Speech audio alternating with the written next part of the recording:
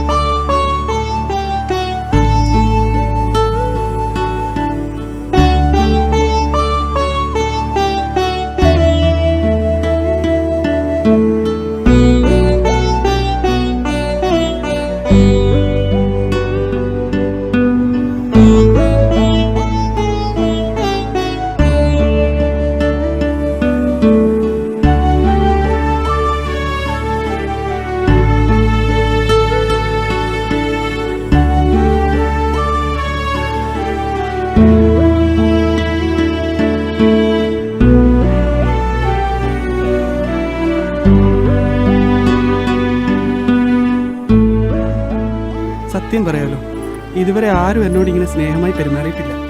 എല്ലാവർക്കും എന്നോട് പുച്ഛമാണ്. ചിലർക്ക് എന്നോട് വേറെ ഒരു ഇഷ്ടമാണ്.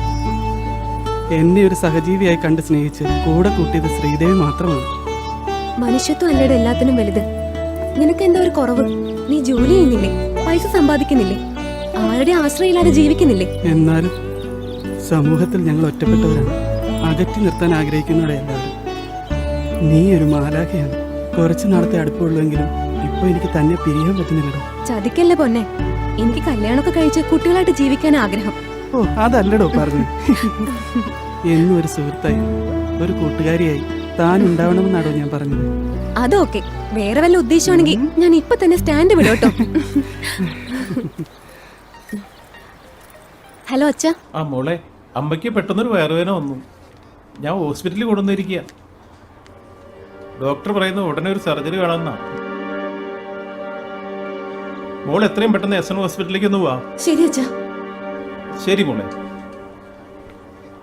ഉടനെ നമുക്ക് എസ് എൻ ഹോസ്പിറ്റലിൽ പോണം. അമ്മയ്ക്ക് പെട്ടെന്നൊരു സർജറി. താൻ വാ, നമുക്ക് പെട്ടെന്ന് പോവാം.